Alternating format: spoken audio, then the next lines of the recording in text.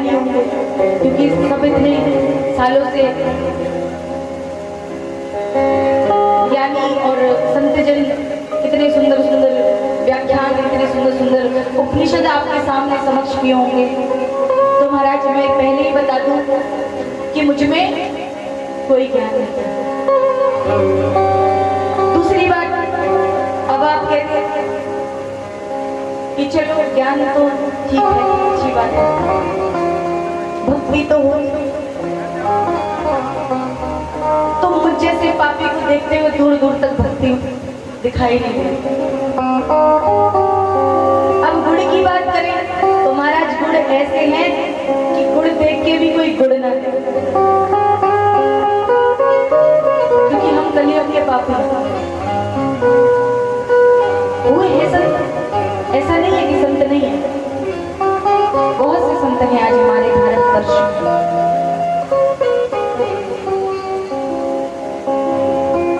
तो इतना सा भी गुण नहीं। तो महाराज आपको पहले ही बता दूं कि इन 7 दिनों में मुझसे कोई भी त्रुटि हो जाए तो महाराज घर का बालक समझकर माफ कर दो। अब घर का बालक क्यों? क्योंकि घर का बालक जो तोतली भाषा बोलता है, अस्पष्ट बोलता है, तो मुझसे हो सकता है अस्पष्ट कई शब्द ऐसे हैं जो मैं स्पष्ट ना कह पाऊं।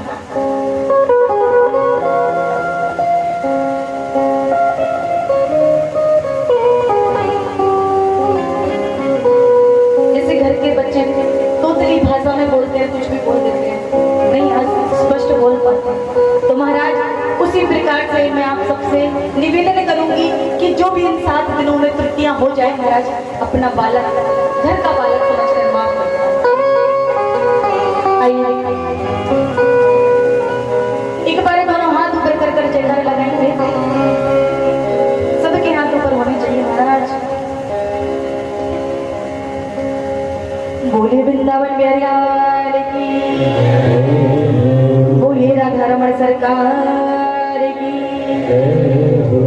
बोलिए राम राजा सरकार की, बोलिए हनुमान जी महाराज की, बोलिए श्री सुखदेव जी महाराज की, बोलिए वेद व्यास जी महाराज की, बोलिए खाटू नरेश की, बोलिए लखदातार की, बोलिए सच्चे दरबार की, बोलिए गुरु भगवान की। जय जय श्री राधे, जय जय श्री राधे, जय जय श्री राम।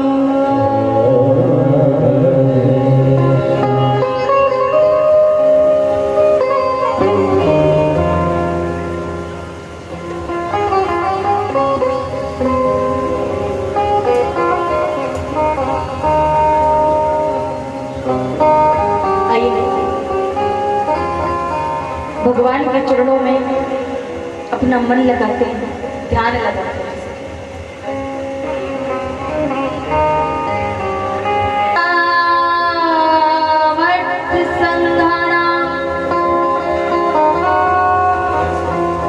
रसाना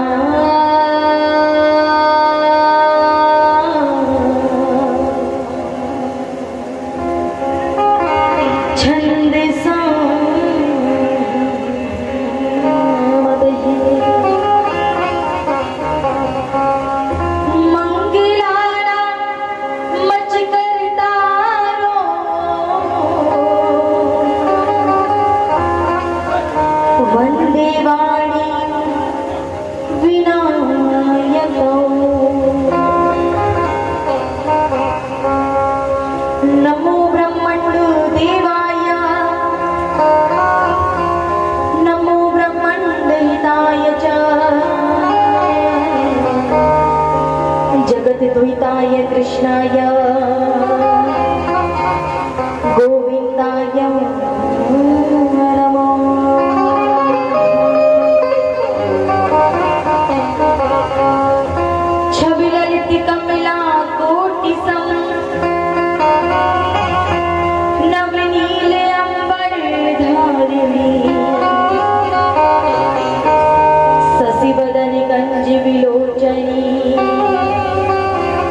गिरिचंद्रिका मृदु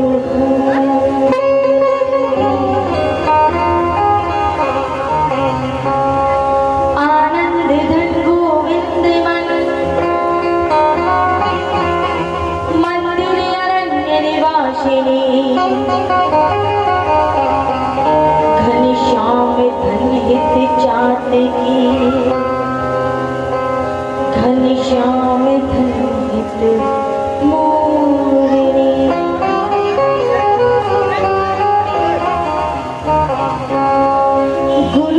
गुरुर्ब्रह्मा गुरुर्विष्णु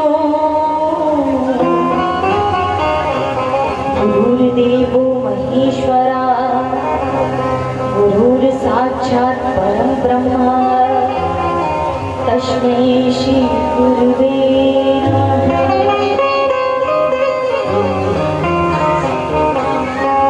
सर्वमंगल मांगल्य शिवे सर्वार्थ साधिके शरण्य त्र्यंबके गौरी नारायणी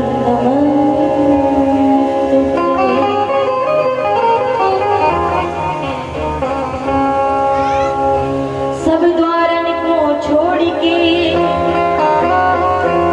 मैं आई तेरे द्वार हे वृषभानु की लाडली निक मेरी गोरी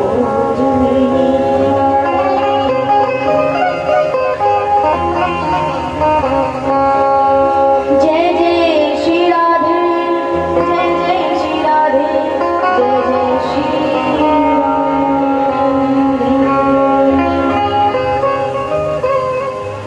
बोली भक्तवत्सल्य भगवान की बोली श्री भागवत महापुराण की बोली श्री देवी जी बोली महाराज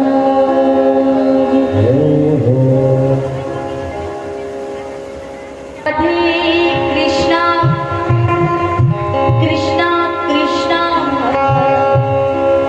राधे राधे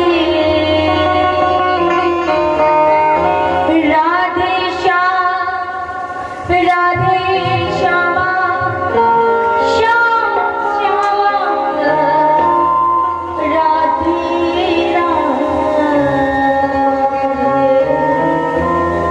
सभी मुख से गाएंगे और सभी ताली सेवा करेंगे। कृष्णा कृष्णा कृष्णा राधे राधे श्याम राधे श्यामा। अरे आप तो मैया हो, अगर मैया होकर के ना गा पाओ तो बेकार है कि मुख दिया बोलने को तो बोलता क्यों नहीं। ये ना बोलना तुझे उस दिन याद आएगा जब तू बोलना तो चाहेगा पर पता है लेकिन नहीं बताना नहीं गाना है ना। कहना हमारा मुख है हमारा शरीर है। उठाइए बोल बोला ताली सेवा करते हो क्या। राधे कृष्णा राधे कृष्णा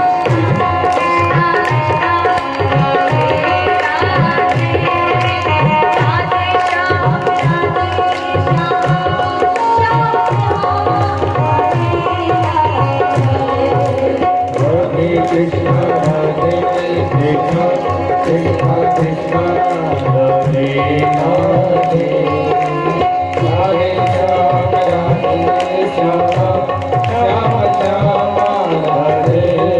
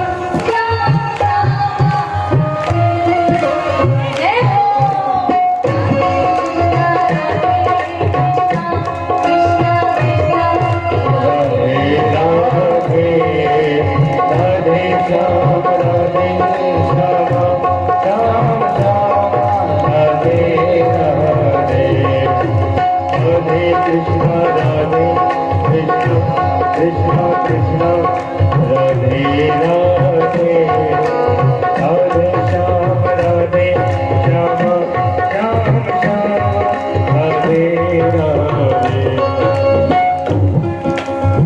अच्छा, जैसे मैया घर में चिल्लाती है ना, जैसे कोई बालक कोई गलती कर दे, नुकसान कर दे, तो कितनी जोर से चिल्लाती है, अरे ये क्या कर दिया,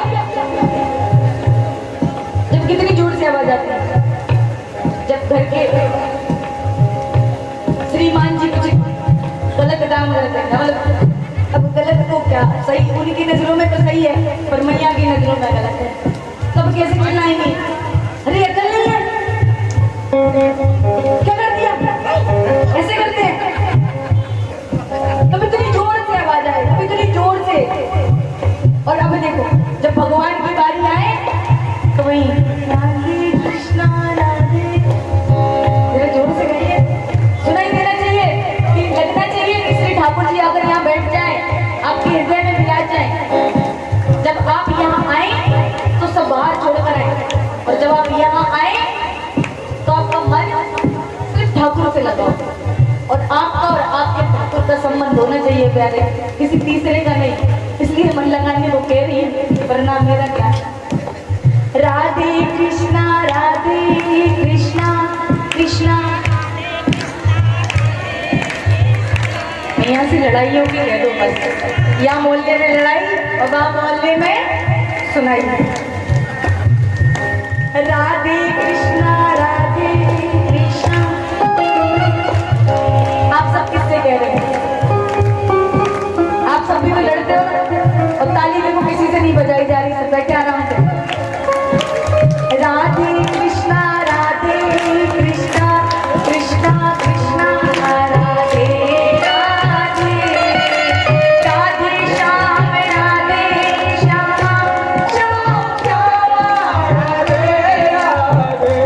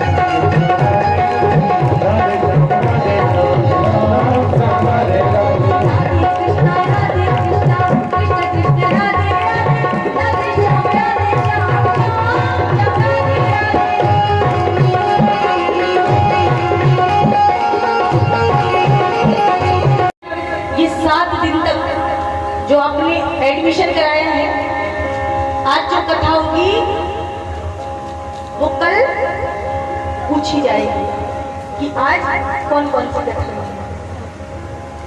कथा आरंभ दूसरे दिन की तभी प्रारंभ होगी जब आप उसका जवाब देंगे,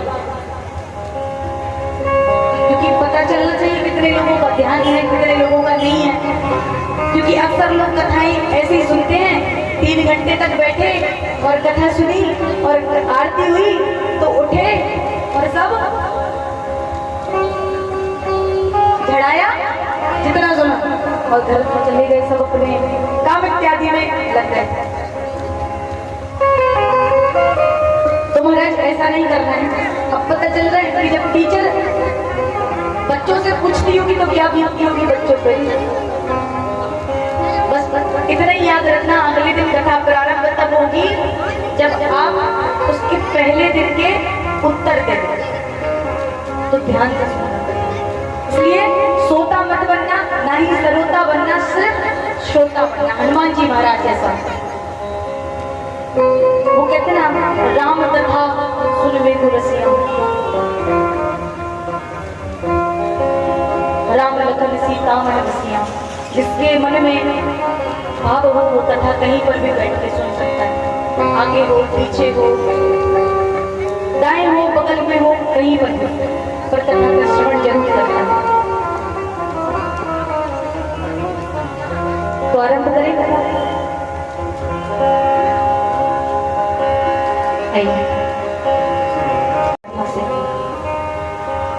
प्रारंभ है। आइए। सच्चिदानंद रूपाय विश्वोत्पत्त्यादि हेतवे तापत्राय विनाशाय श्री कृष्णाय वयं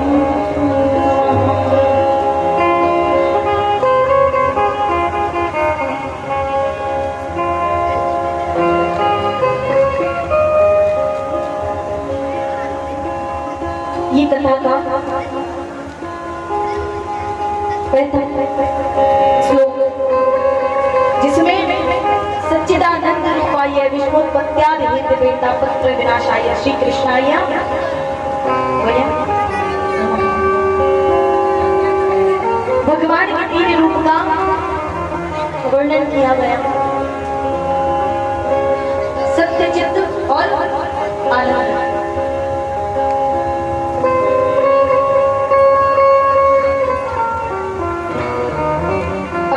सत्यचित आनंद, क्योंकि जो सत्य है, अब सत्य क्या है? सत्य क्या है?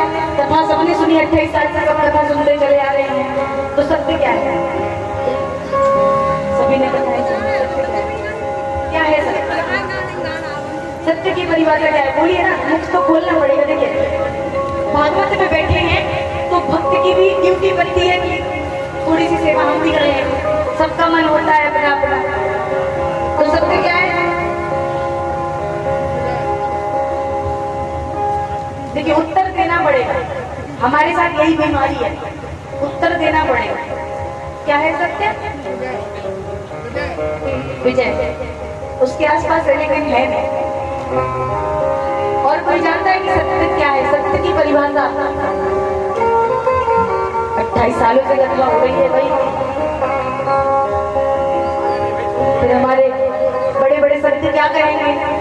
हमें तो कुछ भी ज्ञान नहीं है महाराज। वो क्या कहेंगे कि ये सिखाया, 28 सालों में ये सीखे।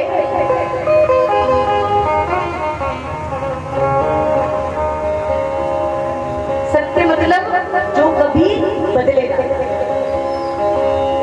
जो कभी बदलेगा। विजय आज आपकी है, कल हार भी हो सकती है, ये निश्चित नहीं है। विजय अगर आज है तो कल परास्त भी हो सकते हैं, क्योंकि कर्म पर निर्भर करता है। तुम्हारा सत्य क्या है? जो कभी उत्तर बराबर आना चाहिए, जो कभी बदले। अब बदले कैसे? महाराज बच्चा पैदा हुआ, बड़ा होगा कोई निश्चित है कि नहीं बदलेगा, बड़ा हुआ तो बूढ़ा भी होगा, बदलेगा। अब देखिए महाराज, हम सबसे पहले यहाँ आए थे, जैसे कि मेरी तो औकात नहीं है यहाँ पर श्री ठाकुर जी के चरित्र का वर्णन करने की, पर पता नहीं कृपा उसकी है, वरना मुझे में तो ऐसी कोई बात नजर आती ही नहीं है दूर दूर तक। तो मैं पहले दिन यहाँ कीर्तन करने के लिए आई थी श्री ठाकुर जी का, पता नहीं था कि ये सेवा का मौका मिल जाएगा, या तो उनकी कृपा के कि आप ही बता दीजिए क्या आपने अपने सामने व्यक्त कर दिया, आप बता दीजिए क्या सकते हैं, क्या है वो महत्वपूर्ण वस्तु जो हमें भी पता चल जाए। तो महाराज श्री शुद्ध जी महाराज कहते हैं, अगर इस संसार में कुछ महत्वपूर्ण है तो वो है निस्वार्थ प्रेम। निस्वार्थ प्रेम अगर कोई कर जाए, मेरे दादाजी जो बैठी है ना बगल में, इनकी निस्वार्थ सेवा है।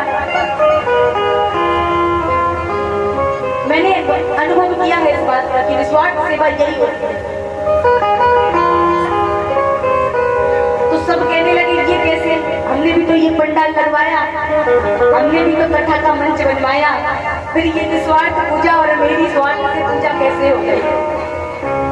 अब प्यारे ये 14 साल का जो आयोजन है लगातार चला आ रहा है, इसलिए 14 साल वाला एक बार और, पर जो निस्वार्थ पूजा होती है, निस्वार्थ प्रेम होता है, उसमें साक्षात ईश्वर विराजमान है।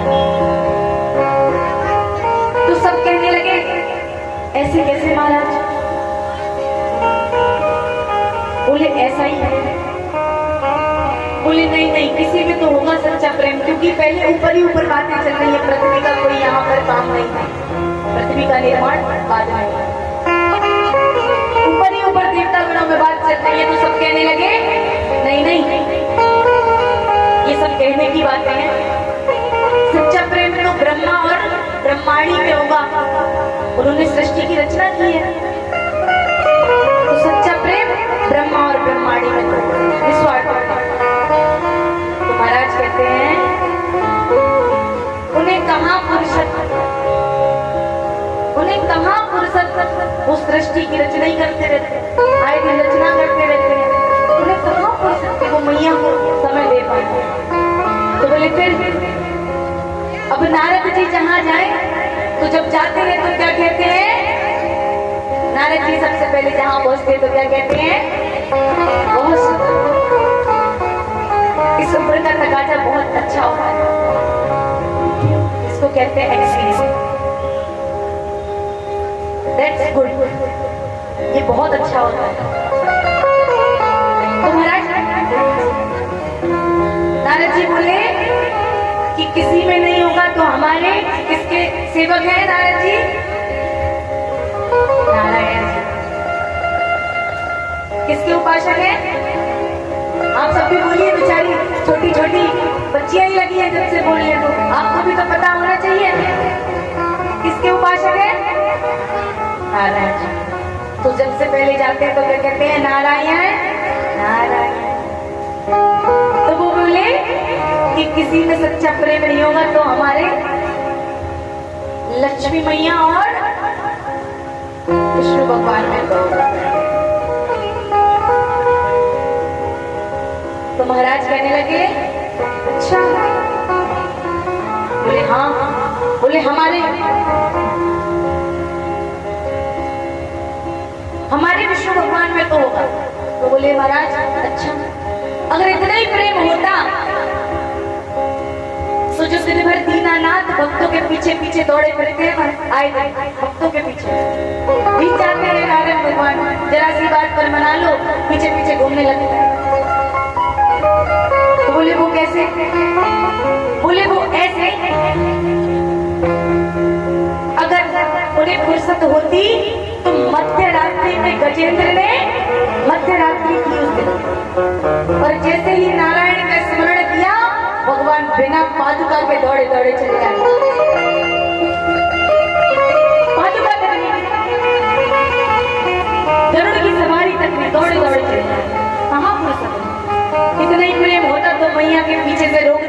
जाते तब मानते कि प्रेम है।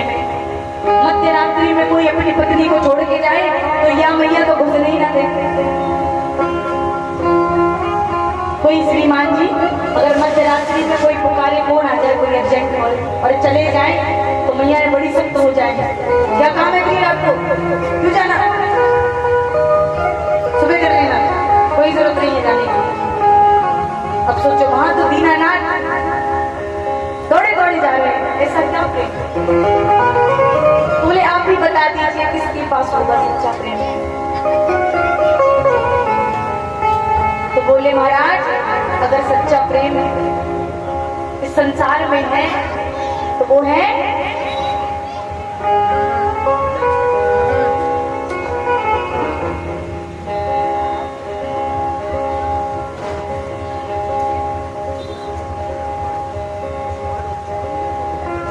तुम्हारा।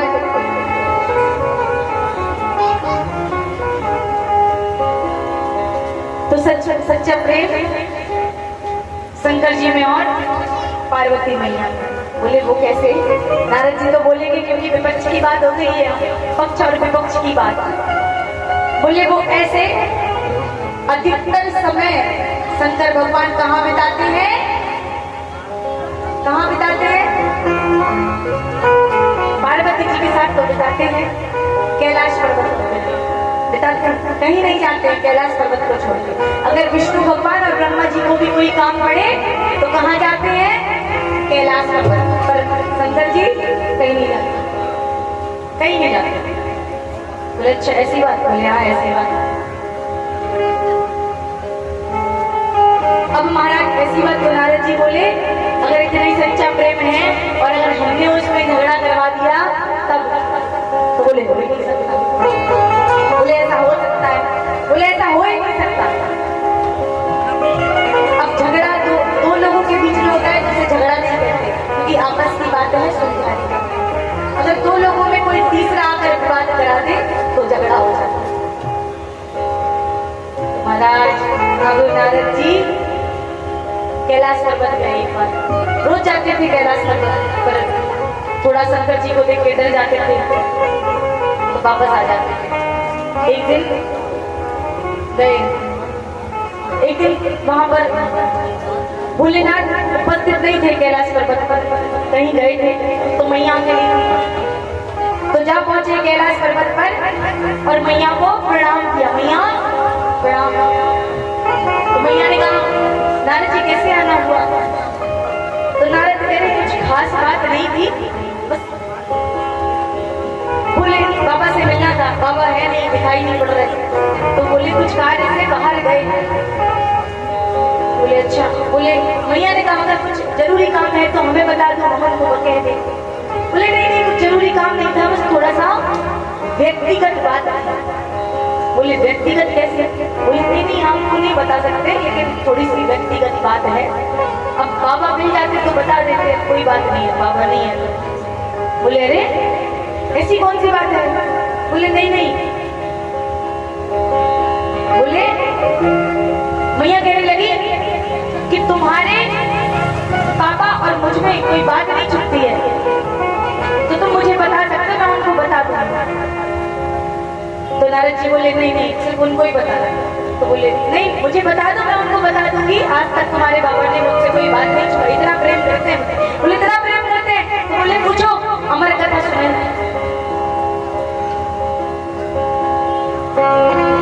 बोले अमर कथा तो नहीं सुना। बोले रोज कथा सुनाते हैं पर अमर कथा नहीं सुना। बोले रोज कथा सुनाते हैं, नई नई कथाएं सुनाते हैं हमें बाबा, लेकिन अमर कथा नहीं सुनाई। बोले अमर कथा क्या होती है।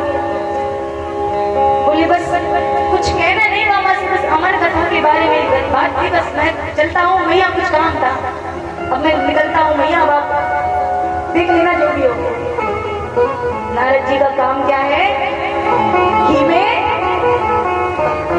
आग में घी डालना, आग लग गई निकल गए। अब मैया ने सोचा ये अमर कथा है क्या। भोले बाबा ने मुझे नित्य नई नई कथाओं का स्मरण कराया, नित्य नई कथाएं सुनाई, पर आज तक अमर कथा नहीं सुनाई। अब अब भोले बाबा आए और भोले बाबा, अब जैसे घर में कोई मैया नाराज हो जाती है, उसकी मान जी चले आते हैं तो मुख से कुछ नहीं निकलता, ना झगड़ा, ना कोई बात, ना पानी, ना खाना, कुछ नहीं, मुंह फूला है। अब बाबा कहे आज कोई नहीं आया दरवाजे पर लेने, ना कोई आओ भगत हुई, बात क्या है, अंदर तो चल के देखें। अंदर पहुंचते हैं, मैया का मुंह फूला एकदम से लाल। मैया बाबा ने कहा जब घर में लड़ाई हो जाती है पति पत्नी में तो बच्चों के माध्यम से बात होने लगती है कि जाओ मम्मी से पूछो क्या बात हो गई है, तो मम्मी कहती वहां से कि जाओ पापा से कह दो ऐसी बात हो गई। बेचारा बीच का बालक फंस गया, वो कहे मम्मी की पापा से मम्मी की, बच्चों के माध्यम से बात होने लगी। तो भोले बाबा ने पूछा मैया से कि बात तो पता करनी है कि बात क्या है। तो बाबा पूछने लगे मैया से कि कार्तिक और गणेश दिखाई नहीं दे रहे। तो मैया ने कहा मैं क्या दिन भर ख्याल रखूंगी उनका, मुझे नहीं पता कहाँ गए। मैंने क्या ठेका नहीं रखा है, मैं दिन भर बच्चों के पीछे पीछे घूमूं, भाई क्यों रहे कहीं का जाके कहीं उधर। हमारी कथा की बात सुनाई नहीं आज तक। अब भोले बाबा बोले अगर ज्यादा बोले तो बची कुची जो भाग मिलती थी वो भी नहीं मिलेगी। अब भोले बाबा बोले पता कैसे किया जाए। अब बाबा पूछ रहे हैं कि बताओ क्या बात है, जो भी गलती हुई हो मैया क्षमा कर दो, पर बात तो बता दो, नाराजगी वाली कोई बात नहीं है। बोले ये बताइए आज तक आपने मुझे सारी कथाएं नित्य नई कथाओं का स्मरण कराते हैं आप मुझे, पर आपने मुझे अमर कथा क्यों नहीं सुनाई। मैया बोली आज तो अमर कथा सुनकर रही है। तो बाबा बोले अमर कथा सबको नहीं सुनाई जाती है। अब क्यों नहीं सुनाई जाती है अमर कथा सबको, क्योंकि नाम ही अमर कथा है। क्यों नहीं सुनाई जाती, क्योंकि नाम ही अमर कथा है, जिसको सुनने से अमर हो जाते हैं नाम। तो बाबा कहते हैं चलो नहीं मानती हो तो सुनाते हैं। जाते हैं शिखर शिला पर बैठते हैं और मैया को नीचे विराजमान करते हैं, और क्योंकि ये अमर कथा है तो सब अकेले में सुनाते हैं। बाबा भी मैया को अकेले में ही सुनाने लगे, और बाबा ने कहा एक ताली बजाई बाबा ने तो पूरा कैलाश पर्वत खाली हो गया। कहते ताली का बड़ा महत्व है, क्योंकि ताली बजाने से बुराइयां और जो वास्तु दोष होते हैं वो भी दूर होते हैं, और जो आसपास जीव जंतु होते हैं और बुराइयां होती हैं वो भी दूर हो जाती है। और दूसरी ताली बजाई महाराज, तो जो शिव जी का त्रिशूल था वो चारों तरफ घूमता है और देखता है कि कोई छुपकर तो अमर कथा का श्रवण नहीं कर रहा। तो महाराज पूरा कैलाश पर्वत खाली है, यहाँ अमर कथा आरंभ करते हैं। और यहाँ अमर कथा आरंभ करने से पहले मैया से कहते हैं कि एक बात का विशेष ध्यान रखना। मैया ने कहा क्या? बोले पूरी कथा में आपको सोना नहीं है, क्योंकि सोने बहुत आते हैं, इसका मैं कल बताऊंगी क्योंकि आज समय नहीं है। तो मैया ने कहा ठीक है मैं नहीं सोऊंगी। बोले निद्रा देवी से दूर रहना, नहीं तो आप निद्रा देवी के गोद में जाकर सो जाओ। बोले नहीं सोएंगे। देखिए भोले बाबा कहने लगे जब मैं कथा कहता हूँ तो मुझे ध्यान नहीं रहता, मेरी आंखें बंद हो जाती हैं और मैं भगवान का हो जाता हूँ। इसलिए एक काम करना जिससे मुझे तुम्हारा जागने का स्मरण बना रहे, तुम हूँ स्वामी करती रहना। जैसे ही कथा आरंभ की उन्होंने और कथा सुनानी शुरू करी और मैया ने शुरू कर दिया हूँ स्वामी। आधी दूर तक पहुंचे थे और मैया को यहाँ जमाई, इतनी बड़ी जमाई आई कि मैया इंदिरा देवी की गोद में सो गई। अब एक वृक्ष था वहां पर एक अंडा रखा हुआ था, जिसको तोता कहते हैं। तो वहां पर अंडा रखा हुआ था, उसी समय वो फूट गया और बच्चा बाहर आ गया। तो कहते हैं जैसे बच्चों को शुरू से संस्कार दिए जाते हैं वैसे बड़े तक काम आते हैं। जो बच्चों को सिखाओगे, जो आप करोगे वो बच्चे सीखेंगे। जो घर में आप करोगे वही बच्चे सीखेंगे। अगर झूठ बोलोगे तो बच्चे भी झूठ बोलना सीख जाएंगे। तो महाराज ऐसी ही बात, अब मैया तो सो गई, अब बाबा इतने लीन हो गए कथा में कि कुछ पता ही नहीं। तो वो बालक सुन रहा था अंडे में से, हूँ स्वामी, और जैसे ही बाहर निकल के आया, यहाँ मैया का सोना हुआ और वहां से सूक बालक का बोलना शुरू हुआ। क्या? हूँ स्वामी। क्योंकि जो बच्चों को बचपन में सिखाते हैं प्यारे, कोई सीखे। अब वो सुन रहा था, हूँ स्वामी। कथा यहाँ समाप्त हुई, बाबा की आंखें खुली और मैया को जगाया।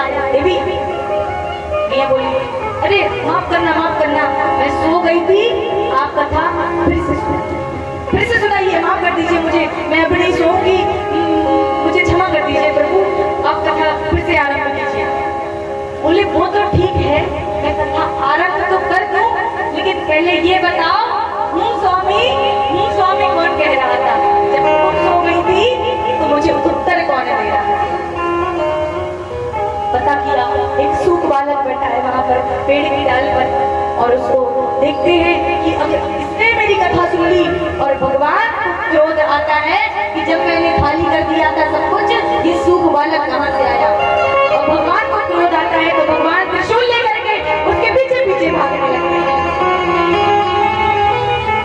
अब वो छोटा सा बालक, सूक बालक है, तोता का पक्षी है बेचारा, अब वो दौड़ता है, कैलाश पर्वत के चक्कर लगाता है, और भोले बाबा भी उसके पीछे दौड़ रहे, त्रिशूल लेके अमर कथा सुनी। और जाते अब वहां एक घर में वेद व्यास जी महाराज विराजमान है और उनकी पत्नी विराजमान है। कहते हैं ब्राह्मण की शरण लेने से मृत्यु टल जाती है, अच्छे के कष्ट दूर हो जाते हैं। अगर कुछ आपको उतार सकता है कलयुग में तो वो है एक ब्राह्मण की शरण। तो प्यारे, वहां से सूक बालक भागते जाता है और मैया वेद व्यास जी की पत्नी जमाई ले रही होती है और मुंह खुलता है जमाई से, और सूक बालक जाके गर्भ में प्रवेश करता है। और बाबा पीछे भोलेनाथ बोले पीछे वेद व्यास जी महाराज देखते हैं, वेद व्यास जी महाराज जी से कहते हैं, बोले बाबा, अरे आपके घर में चोर घुसा है, उसको बाहर निकालो। बोले चोर? बोले महाराज आप आए तो आए, बोले बाबा दर्शन दिए, पर ऐसी हालत में दर्शन ये ऐसी हालत में दर्शन। बोले चोर? बोले कैसा चोर? बोले एक सूक बालक ने मेरे यहाँ से चोरी की। बोले कैसी चोरी महाराज? चोरी? आपके घर चोरी? बोले मेरे घर से क्या मतलब है? मेरे घर चोरी? बोले मतलब आपके घर चुराने तो है ही क्या? आप तो बिन मांगे ही सब दे देते हो, आप तो बिन मांगे ही सब दे देते हो, चुराने का क्या मतलब है? अब वेद व्यास जी का मतलब था, ना तो आपके घर में सोना है, ना चांदी है, ना बर्तन भाड़े हैं, ना गैस सिलेंडर है, चुराया क्या? बोले बाबा कहते हैं उसने मेरी अमर कथा चुराई। तब वेद व्यास जी कहते हैं आपका नाम भोले भंडारी सही नहीं है, सही है आपका नाम भोले भंडारी। अब जिसने अमर कथा सुन ली हो उसे कौन मार सकता है? जिसने अमर कथा सुन ली हो वो अमर हो गया। अब कैसे मार सकते हैं आप उसे? बोले नहीं मार सकते। बोले ठीक है नहीं मार सकते, कोई बात नहीं, बंदी तो बना सकते हैं, बंदी बनाकर तो रख सकते हैं। उसने मेरी अमर कथा सुनाई। बोले अहो भाग्य उसके प्रभु जो आपकी शरण आए, वरना लाखों अनंत कोटि के संत तरस जाते हैं उस दर्शन मात्र पाने के लिए आपके, और अहो भाग्य उसके जो आपका बंदी बन के रहे, कालों का काल महाकाल का बंदी बन के रहे। तो महाराज कहते हैं, बाबा कहते हैं ठीक है, अब बच्चे का जन्म कितने दिन में होता है? एक बालक का जन्म कितने? 9 महीने। तो भोले बाबा कहते हैं मैं यहाँ पर 1 वर्ष की समाधि लेकर बैठा हूँ। कितने वर्ष की? कितने वर्ष की? 1 वर्ष की समाधि लेकर बैठता है। जब वो बाहर निकले तो मुझे बता देना, मैं उसको बंदी बना कर ले जाऊँ। अब ये सूख बालक गर्भ से सुन रहा है सारी बातें भोले बाबा कि 1 वर्ष की समाधि लेगी। अब बालक कह रहा समाधि ली भी कंजूसी से, 1 वर्ष की समाधि कोई लेता है? भोले बाबा नाम तो इतना बड़ा भोले बाबा, और समाधि ली तो कितने वर्ष की? 1 वर्ष। अरे समाधि तो मैं लेता हूँ 16 वर्ष की समाधि। 16 वर्ष की समाधि मैं गर्भ में धारण करता हूँ। अब महाराज 1 वर्ष के बाद आंख खुलती है भोले बाबा, तो भोले बाबा कहते हैं लाओ बालक मुझे वापस करो, मुझे ले जाना है। तब बेटा व्यास जी महाराज कहते हैं महाराज आना तो दूर की बात, अभी आकार भी नहीं बना। जो आकार बनता है ना 2-3 महीने में बच्चे का, वो भी नहीं बना। अब यहाँ मैया को बहुत दर्द हो रहा है, बहुत पीड़ा हो रही है कि मैया दर्द के मारे ऐसे धीरे धीरे करके 15.5 वर्ष हो जाते हैं। यहाँ वेद व्यास जी की पत्नी को बहुत पीड़ा हो रही है। तब वेद व्यास जी भगवान का स्मरण करते हैं कि हे प्रभु आप आए और इस बात का निवारण करें। तब दीनानाथ स्वयं आते हैं। तब उस सूख बालक से बाहर आने को कहते हैं कि बाहर आ जाओ। 15.5 वर्ष बीत गए हैं, मैया को बहुत पीड़ा हो रही है। तब वो 16 तब नारद जी कहते हैं, विष्णु भगवान कहते हैं कि ये दुनिया बहुत सुंदर है, तुम बाहर तो आओ। लालच देने लगते हैं, जैसे कोई काम कराना हो किसी से तो बड़ी लालच देते हैं, ऐसा कर देना ऐसा कर देना, तो लालच देने लगे अरे बाहर तो आओ, ये दुनिया बहुत सुंदर है। तो वो सूख बालक गर्भ से बोला अरे बहुत सुंदर है, इसीलिए तो नहीं आना। इस दुनिया में आकर के मनुष्य आपको भूल जाता है और इस मोह माया का हो जाता है, आपका स्मरण करना ही भूल जाता है। इसलिए मुझे बाहर नहीं आना, मैं यही ठीक हूँ। तो बोले मैं बाहर तभी आऊंगा जब आप इस मोह माया को रोक लें। तो बोले वो तो नहीं हो सकता, ये सांसारिक चीज है, इसको कैसे रोक सकते हैं? बोले मैं बाहर तभी आऊंगा जब आप इसको रोक लेंगे। तब विष्णु भगवान कहते हैं बाहर निकालना है, कुछ तो करना पड़ेगा। तो बोले ठीक है, एक क्षण में उसका 100वां हिस्सा होता है, मैं उस समय तक रोक सकता हूँ उस माया को, उसके बाद नहीं रोक सकता। तो श्री सुखदेव जी महाराज कहते हैं ठीक है आप रोकिए, और रोकना तब जब मैं। अब यहाँ तैयारी करता है ना बच्चा बाहर निकलने की, गोल गोल घूमता है, फिर बाहर निकलता है। मैया है सभी बैठे, सभी अनुभवी है, बच्चा गोल गोल घूमता है फिर बाहर आता है। तब श्री सुखदेव जी ने कहा अब रोक लो, और उन्हें आने की तैयारी कर ली। जल्दी जल्दी से बाहर आते हैं, बाहर निकल के साक्षात श्री 16 वर्ष की आयु, कितने वर्ष की, कितनी वर्ष बाद बाहर आए? वर्ष। और जैसे ही पैदा हुए, कौन पैदा हुआ? श्री सुखदेव जी महाराज। यहाँ श्री सुखदेव जी महाराज का जन्म होता है। बोले श्री सुखदेव जी महाराज की। आज यहीं विराम लेते हैं और बाकी करते हैं।